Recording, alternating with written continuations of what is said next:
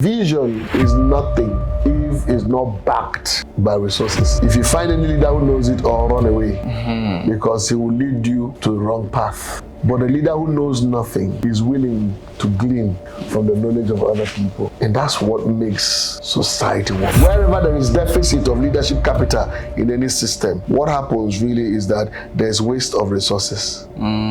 Yes, because people are not creative and not innovative, what happens? Resources are wasted. Leadership matters. Investment in leadership capital matters. No organization can make progress until there's a leadership culture operating with that organization. The leader is the example. When the leader shows certain characteristics and behavior patterns, and those patterns generate results. Those patterns generate, people just follow. People follow because you are competent. People follow because you are visionary. People follow because they trust you. So trust becomes the central element that will pull leaders and their followers together. Most people have lost the can-do spirit. Most people think Nigeria is finished. So it's like most people are allowing themselves to allow the difficulties of the environment swallow them up. People are losing hope daily. Some are committing suicide. But leaders must know that there must be a mindset of possibilities.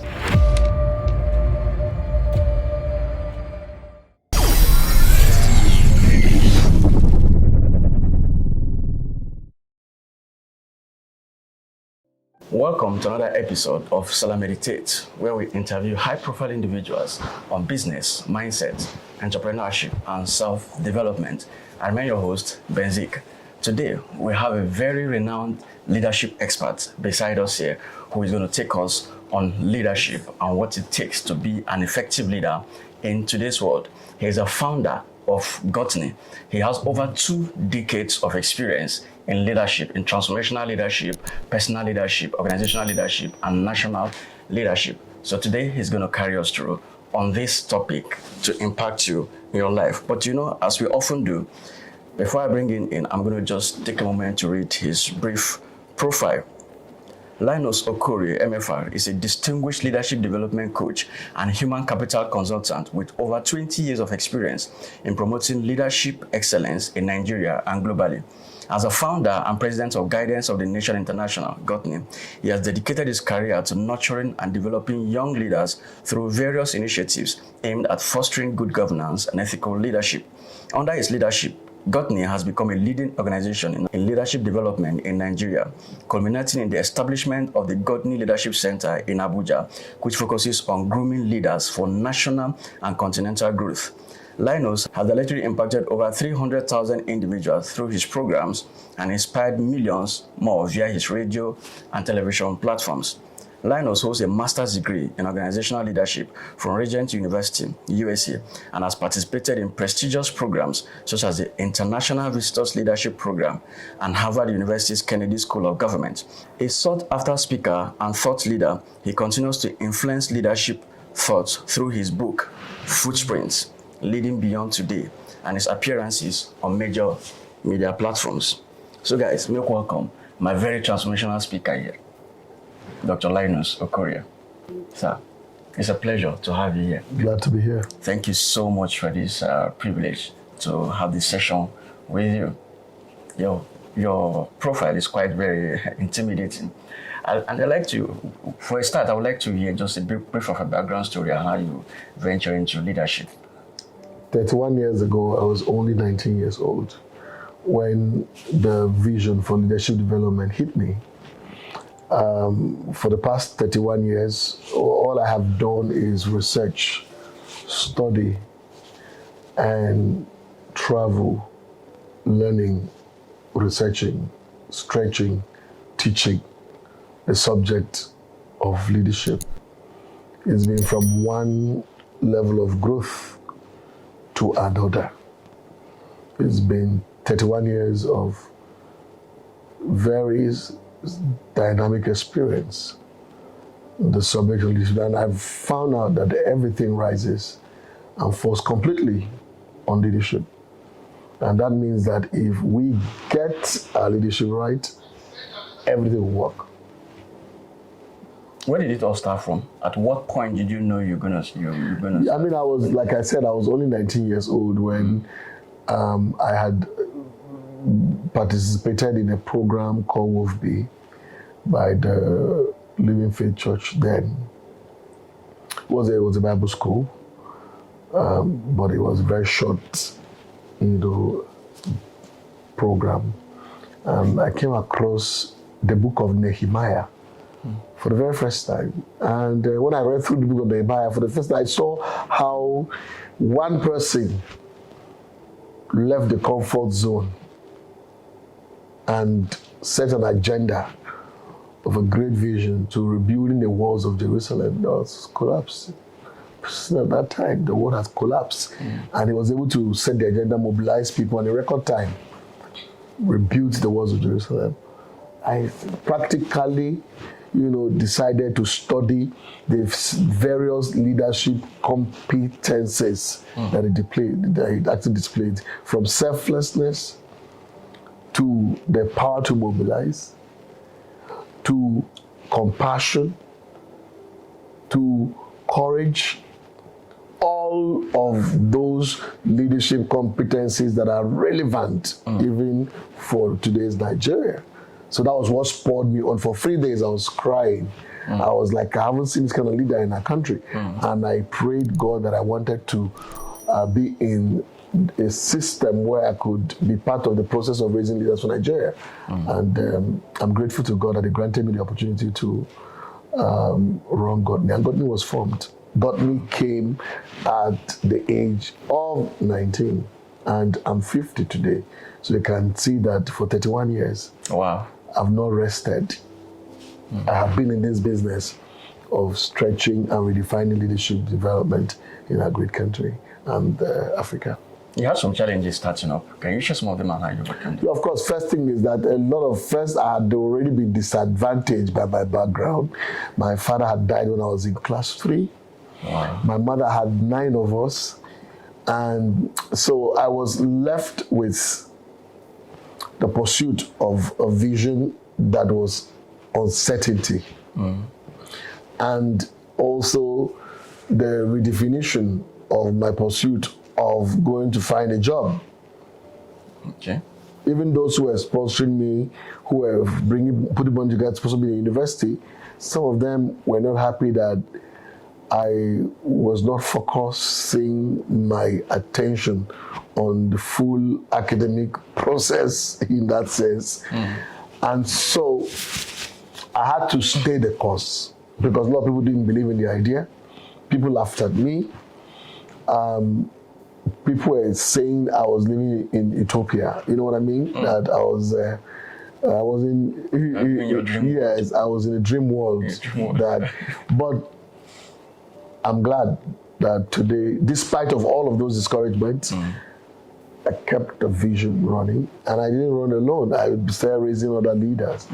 And I can tell you today, I'm quite grateful to God that idea that started like a seed today is impacting hundreds of thousands of leaders across this country and the world. At what point did you have that first breakthrough that people started taking it seriously? Like you said, people were laughing at it at some point. What gave you that breakthrough for people to it will interest you to know that, imagine, Godney, first of all, became a student organization. Okay. Right? From becoming a student organization, I graduated with it. And then I went for youth service, talking about the vision. In fact, that was literally what I spoke about during my youth service days. Everybody who knew me would say, Mr. Leadership, Godney. That's what they were calling me. Right? And I kept pushing. After my youth service, I decided to go spend some time with Professor Otomi at the Lagos Business School, deliberately to be his research and executive assistant. It was during that period that I had to also learn the ropes. I had to, because if you wanted to build something great, the prerequisite for that would be spend some time with some mentor or some mentors that are already where you want to be. And so as I began to identify with that institution, people began to know me gradually, and I began to participate in television conversations around leadership, including Patito's Gang. I began to, find my path around Lagos, hosting programs. I said hosting programs that at the end of the programs, we will host very successful programs. At the end of the programs, we'll be broke because we have spent all the monies coming in, investing in the program. We did that for several years. And then in all of this, my headquarter of Godney was in Festac Town in Lagos. My uncle, somebody I imposed myself as my uncle, who owned a big library in his house that attracted me in the first place, to teach, to actually read and spend time in the library. And he gave me one room, self-contained, and that was Godney headquarters. It was my bedroom, it was my office, and leaders of Godney who were volunteering were all coming there to run this business of leadership development until sometime in 2007, 2008, 2009, I decided to go back to Abuja full time. Wow. And going back to Abuja full time after I got married at the same time and everything, I decided to set up Godney in my flat. So one of the rooms, which is my library, every time I own a space, there must be library, full library. And it was in that library in my house that I set up my first office in Abuja. And from there, we moved to a 2-bedroom office in Maitama. And then we moved to a duplex in Maitama, our own building. And today, I'm very glad to say that we run the most comprehensive leadership center in the whole of this country, right at the center of Abuja, which is in Jabi. And with all of this, I can tell you specifically that 10 years ago, I made entry into television. So I was producing Leadership Clinic with Linus Okorie and on AIT Kakaki, and that has been there for all these years. And people began to, follow me for years on television. So I'm much more popular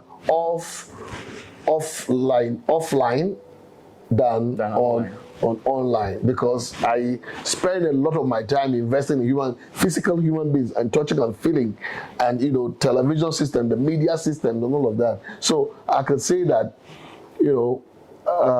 for about 15 years now, my name had already started coming up, and it's most recently that the federal government of Nigeria honored me with a member of the Federal Republic for the work that I've done for leadership development, and I've received several other honors, including the American government honoring me 2012 for the IVLP that you don't apply is specifically invited by Department of State based on the work you've done, and 27 of us from around the world, 4 from Africa, made that list. And so I can say that right now there's so much stretching invitations from all over the country, all over Africa, for me to come in and bless people, including United States of America. So that idea that started somewhere in my bedroom, started somewhere in Owerri,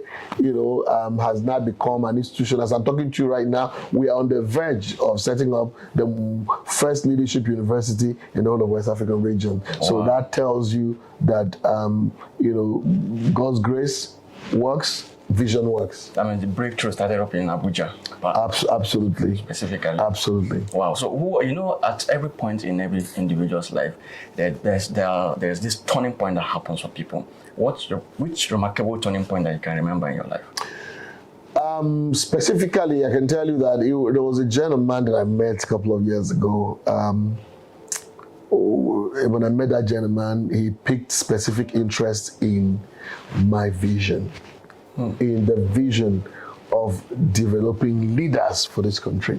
For many years I had stretched, and I would move in training people and things like that. At the same time, the stretching was a lot. And this man came in, and he was so passionate about the work that I was doing, and he said to me that I would help to fund a lot of what you were doing. Wow. So remember that we have a non-profit side of Gotney, and we just not long ago we started the leadership center, which is purely profit making. And so this man began to sponsor emerging leaders conference, 1,000 young people. He will sponsor programs for them at no cost to them. So the financial burden of hosting those programs that I used to struggle with were disappeared. Absolutely. And the man was so kind enough to even say, sometimes he will say to me, this one is for you as a person. Because I'm blessing this country, I'm selfless and everything, he began to push resources. And I mean, by the end of what was going on, we were already, doing so much and impacting lives like never before. Wow. I've seen young people who didn't believe in themselves before, and after our conferences, they are passionate about themselves, about their dreams, about Nigeria. They want to make a difference as a result of mindset transformation. I have seen people cry just meeting me and telling me how listening to me on television changed their lives. So that means that particular man you met was one of the turning points of your life. Absolutely. It was one of the major people who began to, because vision is nothing if it's not backed by resources. That's true. Do you know what I'm saying? That's true. So in a country like this, one of the requirements of government, what government ought to do would have been an investment in leadership development through agents that are already committed to leadership education and leadership development. Sure. Because you need mindset transformation across this country. And so state government, federal government, local government, these are the type of opportunities of providing grants for the leadership education experience. Do you understand what I'm talking about? And when that doesn't happen, the individuals who are running leadership development programs most of the time must be committed extremely. Otherwise, there was a time in this country people didn't believe a lot about leadership development. But right now, things are changing. Yeah. People are now paying for leadership development. People are now preparing opportunities for them to learn. In fact, as I'm talking to you right now, we've just finished we're just on the 21st cohort of the advanced leadership program that is ongoing.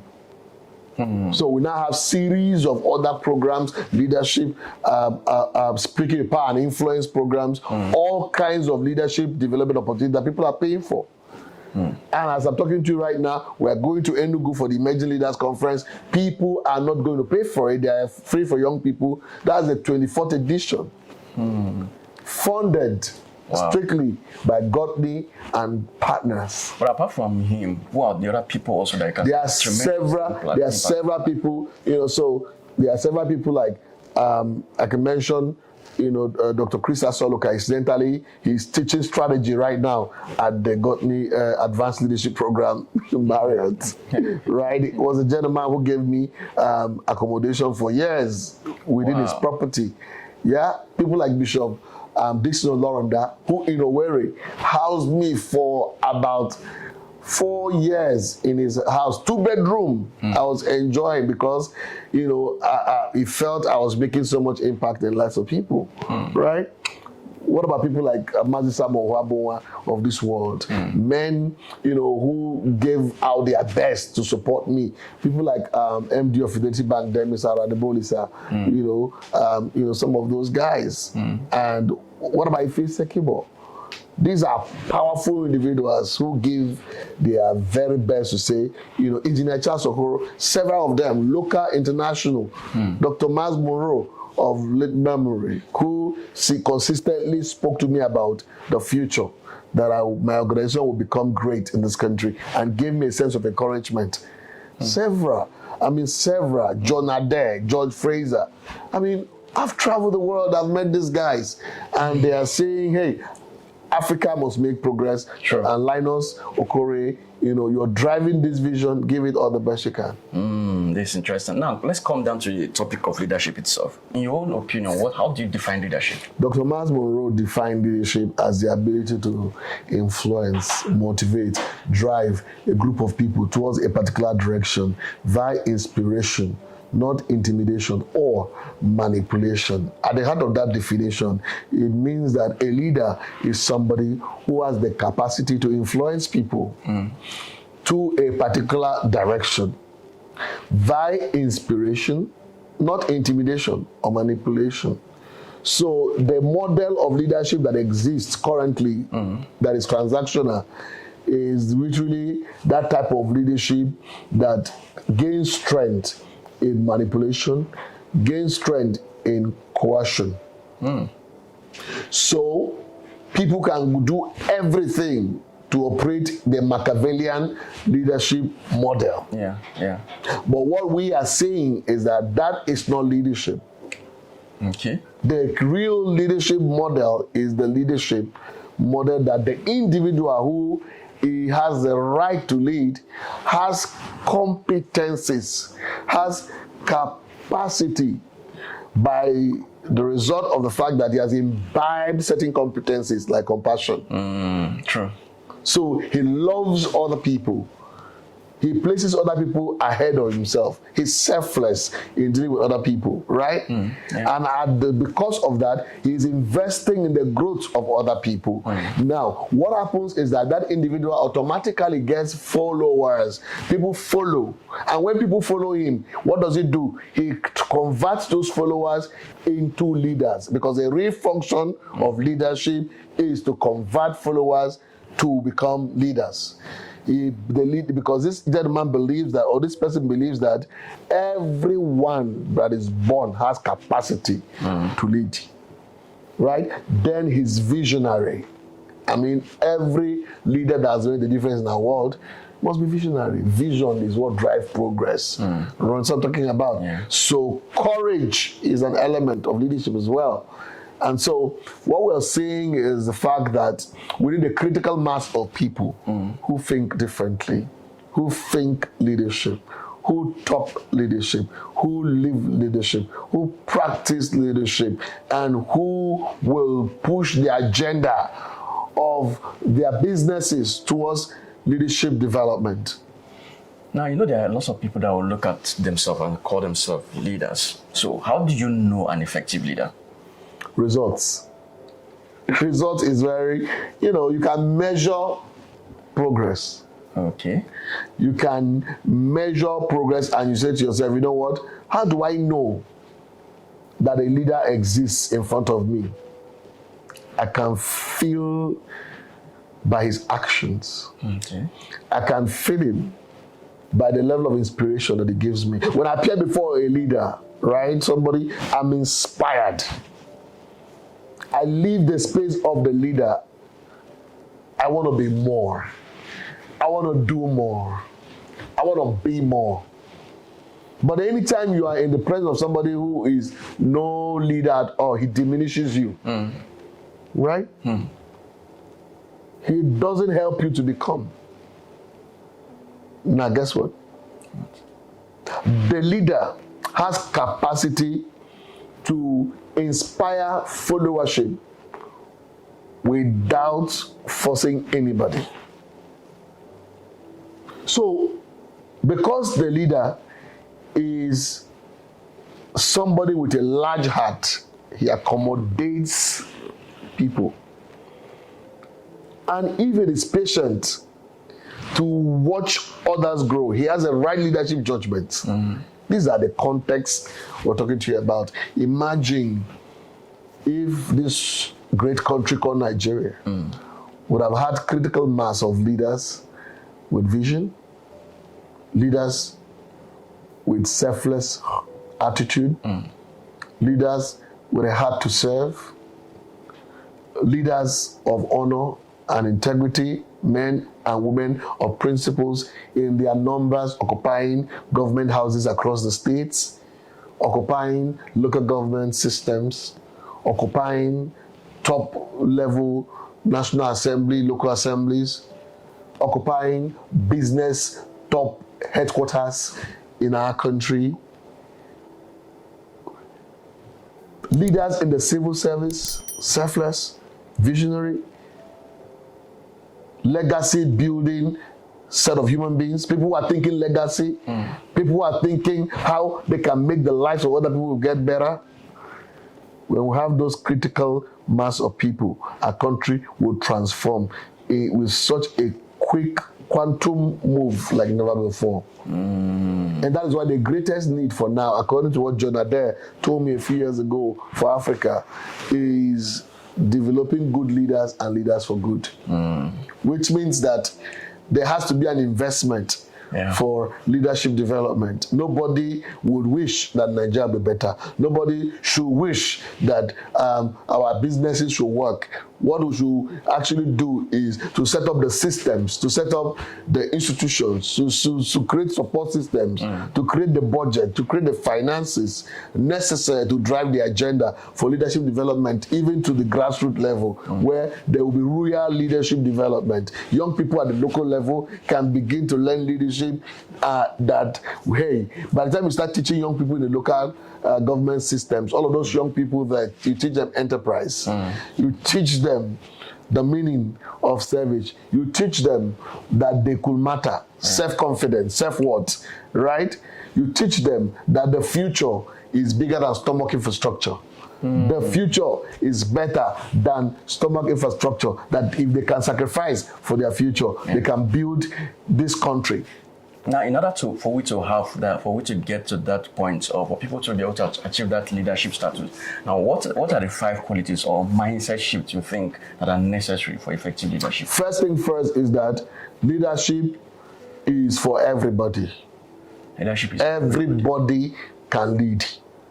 There are theories that say that leadership is only for a few. That's what they have used to manipulate a lot of people out of. If I see a lot of people who are literally those on the back end side, they don't like to, like people like not choleric, melancholies, of this world, who literally like to be quiet people, they count themselves off that they are not leaders. Who says so? Everybody can lead. Every individual can lead. That's the first thing. Leadership is not for a few. Leadership is for everybody. Okay, that's number one. Number one. Number two, that leadership matters. Leadership matters. Investment in leadership capital matters. Okay. That no organization can make progress until there's a leadership culture operating with that organization.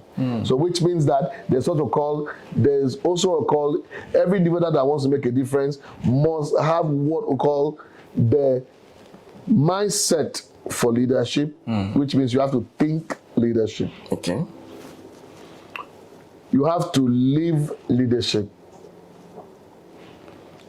And you have to talk leadership.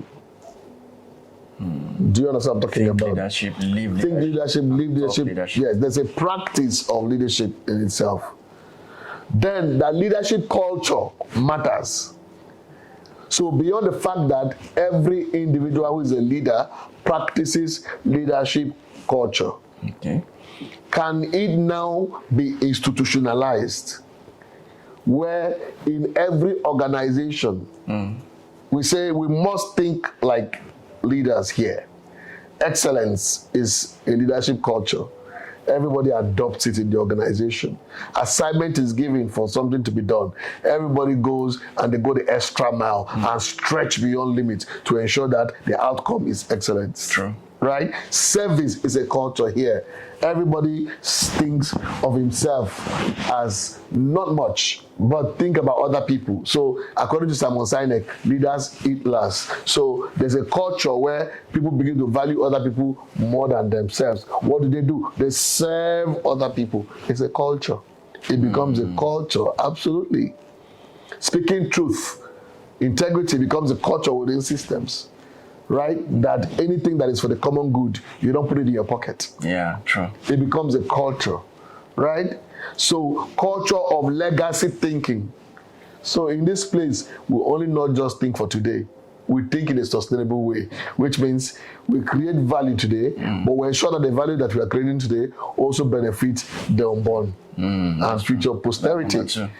Do you understand what I'm talking about? So these are some of the ideas that we're trying to push. This is what makes leadership count. Okay. An American government spends an average of $160 billion every year as support for leadership development across systems. So Nigeria, do we have a budget for leadership development? I encourage government to take advantage of this conversation, to begin to invest in leadership development, because leadership development can make a big difference in this country. And let me tell you something. Wherever there is deficit of leadership capital in any system, what happens really is that there's waste of resources. Yes, because people are not creative and not innovative. What happens? Resources are wasted. Because those resources were not built and well allocated, driven by vision, but rather allocation was driven by self-interest. Wastes. Do you know how many projects over time that shouldn't have been done at all? Do you know what deficits of integrity has caused this country? People stealing public funds and stashing away monies they don't need. Do you know that even managing diversity, the knowledge of managing diversity would have saved this country, unify this country, and help this country make progress? That's very true. You mentioned 2 points. You have more points on mindset. That's necessary for effective leadership. Yeah, absolutely. So the critical element is that, beyond that, we must begin to also think possibilities. Okay. Possibilities. The can-do spirit. The can-do spirit is a leadership spirit. Right now, in this country, most people have lost the can-do spirit. Most people think Nigeria is finished, right? So it's like most people are allowing themselves to allow the difficulties of the environment swallow them up. People are losing hope daily. Some are committing suicide, but leaders must know that there must be a mindset of possibilities. A mindset of possibilities is what drives progress. You can't accomplish much if you give up. No, leaders must have that mindset. Another mindset that is critical that leaders must actually have is a mindset for innovation and creativity. Innovation and creativity. Innovation and creativity is a mindset where the leader literally says, you know what, look, I have little, but I can recreate. Leaders can begin to think in the context of bold imaginations, and they creatively bring the ideas to birth. That ideas matter. In the knowledge-based economy, 21st century, ideas matter. That anybody who can find one idea and sit on it over a period of time, under the creative guide, under the creative spirit, under the innovative spirit, right? That individual has capacity to create an enterprise that will become a product or service over time and can impact and influence the system in ways unimaginable. What we're talking about here is an innovative spirit that can take a person who is from a poor home, from a poor community, because that person understands the power of the idea that is with him, and he stays on that idea matures over a period of time. That idea can become something that is innovative, that can change the community and change the way things are done. That's excellent. Now, there's people talk about influence. And about the mindset of ownership. Oh, mindset of ownership. Yes, mindset, ownership, community-based mindset, where everybody is thinking from individual point of view. Individualistic thinking. Individualistic thinking doesn't grow nations. Okay. What grow nations is community thinking. Community thinking. The common good thinking is about us. And everybody has a pride of place. Do you understand what I'm saying? I exist because you all exist. So I am here to protect you. I am here to work for our benefit, not for my benefit. Yeah. That's a mindset that will take anybody to the top. That's true. Now, people talk about influence. Some people can say they have influence as a leader. Some people can have influence by giving out money, so you influence people. While some can have influence by trying to force leadership on top of people. So in your own opinion, what do you think is the best way to have true and genuine influence over others? Well, the truth of the matter is that certain things give us authority. Okay. Right? First is when you are given a title, a position, right? Automatically, an authority is bestowed on you. Okay. And if you act on that authority, it can give you some kind of power, which is influence. Right? Okay. In some cases, when people are famous by virtue of their technical skills, right? Okay. Maybe they can sing well, they can dance well, whatever. They can become famous. And they have that to give them authority to actually, have certain power for influence, right? Sure. Some make money. Yeah? But guess what? All of that, if they lose the money, they lose the influence. They lose the influence. When they lose their fame, the influence goes. When the power is taken away, the influence goes. But the leader, without a title, who has capacity to invest in the lives of other people, to help other people become more, people perceive him as selfless. Do you understand what I'm saying? He does things courageously for the common good. And he has done it over and over again, whether anybody is watching him or not. He's committed to the rise of human beings.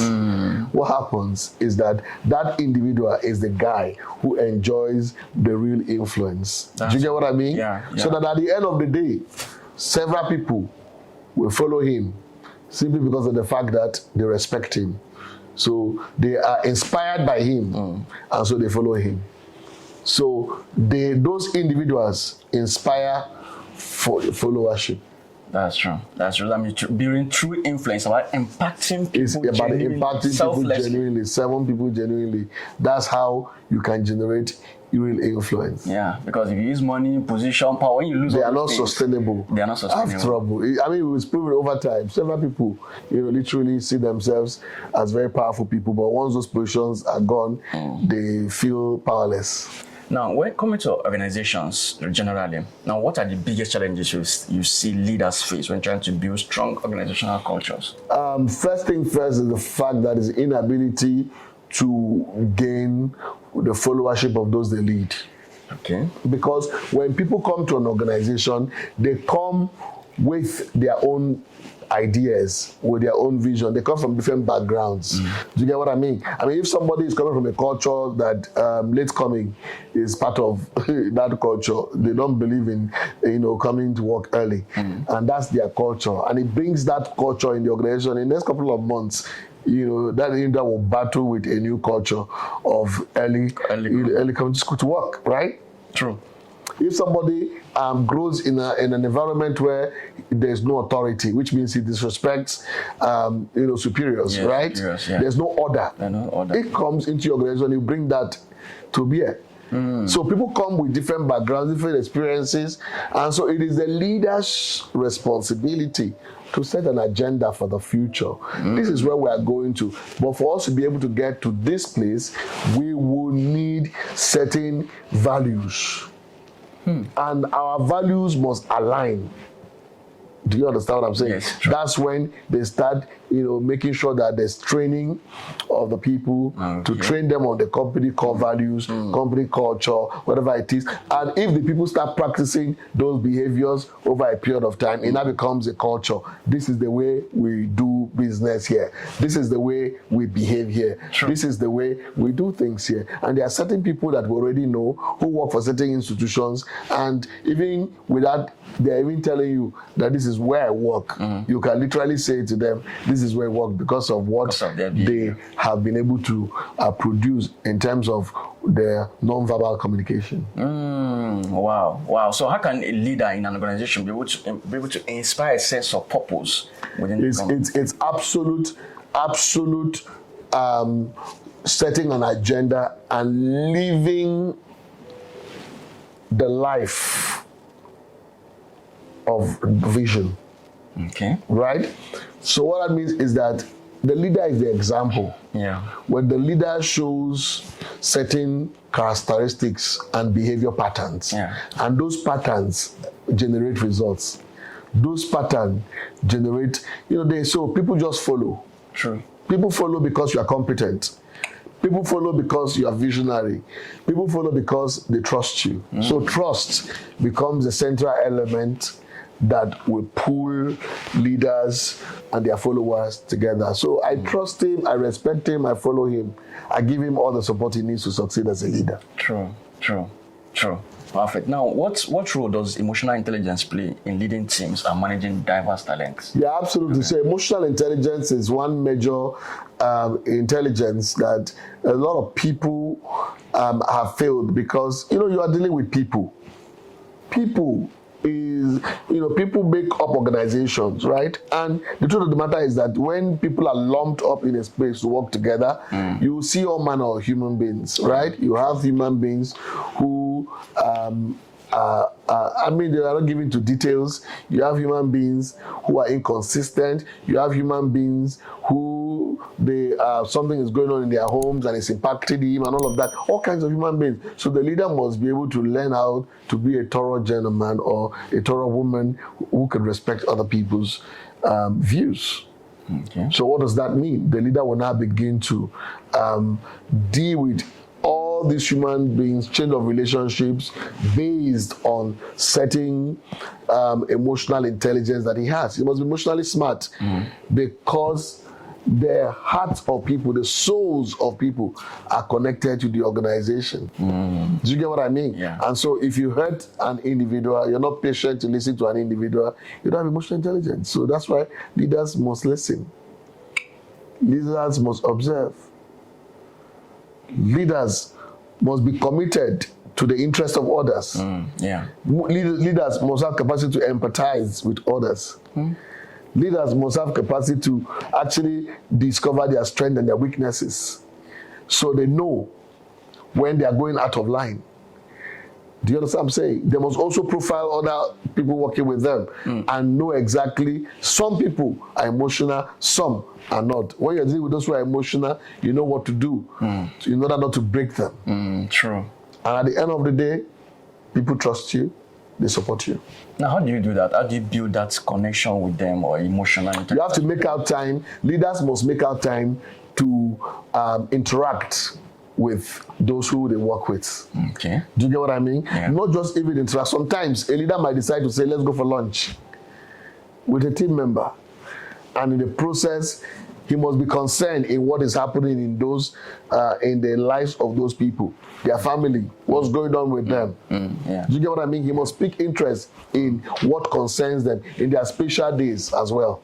That's what makes the leadership journey beautiful when emotional intelligence is at play. Now, in your own experience, what do you think separates successful organizations from those that fail in team leadership? Yeah, it's literally those who have built models for collaboration, models for engagement, those who have taken out time to invest. So there's a John Adair model of team dynamics that I might want to share. There are 3 circles. There are 3 core circles. The first circle is, so the leader must operate like an helicopter. A helicopter that is overseeing the entire view institution. Then what does he do? He zooms into the first circle and begins to ask, are these individuals, are their needs met? These individuals, are they motivated? As individuals, are they motivated? Do they have needs? Do they require training? Is their welfare taken care of? When he finishes from the individual point of view, the circle, he moves to another circle And that circle is the team circle. He wants to find out, are they working as teams? What is there anything stopping them from working as teams? Like is there anything stopping them? Are they envious of each other? Are they petty things that is stopping team flow? He corrects them, fixes them. Do they have tools to work? Fixes them. Then the next circle is the task circle, where the leader zooms in. What does he do? He ensures that when these guys work as teams on projects, right? Do they follow timelines? True. Are they achieving the project on time? Are they meeting deadlines? Are they achieving the timelines they have set so far? Do you understand what I'm saying? Are they creating the right priorities? Are they communicating the project effectively? That's what we're talking to you about here. Excellent. Now, what do you think are the general misconceptions that people have about leadership? Misconception of leadership, people say leadership is lordship. Lordship. No, that once you start leading, you are the Lord. No, leadership is not lordship. Leadership is servanthood. Servanthood, okay. Yes. And some say leaders know it all. No, leaders don't know it all.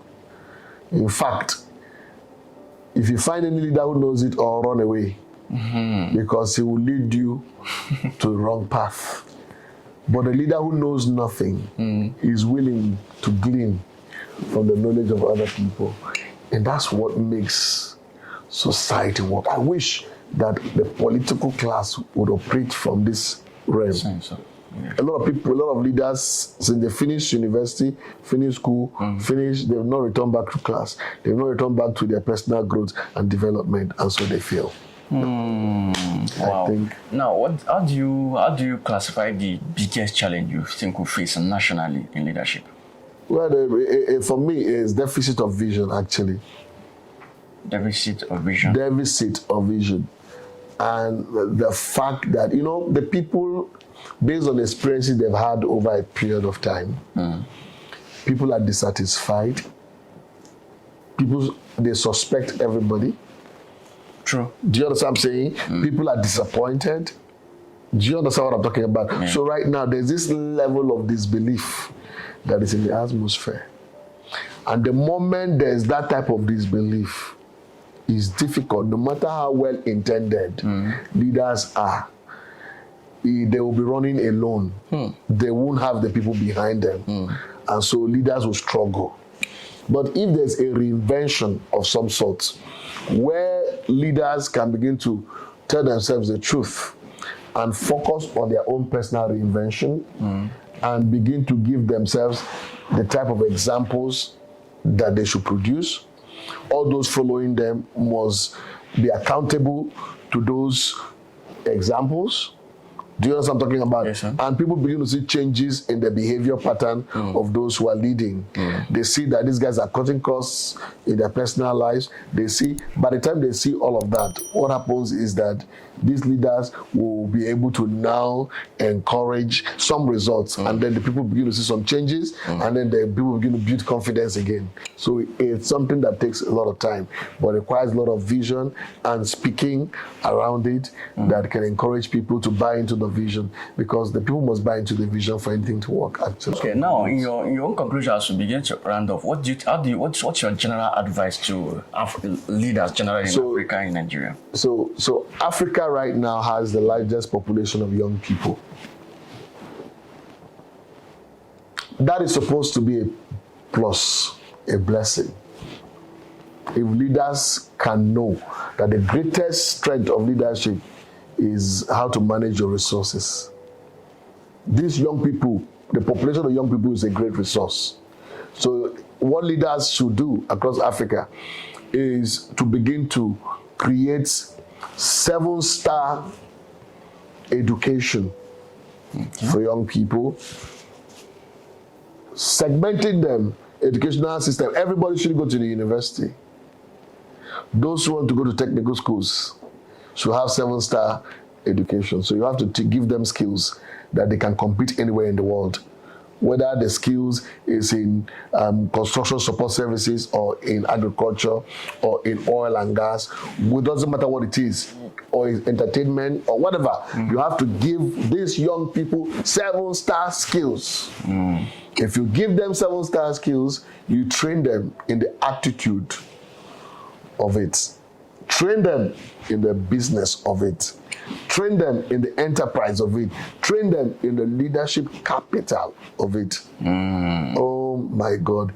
You would unleash the next generation of leaders in Africa who will be generating technological hubs that are producing things that is unbelievable. You would have young people who are operating with a production-based mindset rather than consumption-based mindset. Right? People who are creating and betting ideas. Right? Yeah. So that is the way to go. If we can get this right, forget it. Africa has a future. I thank you. Thank you so much. Thank you so much.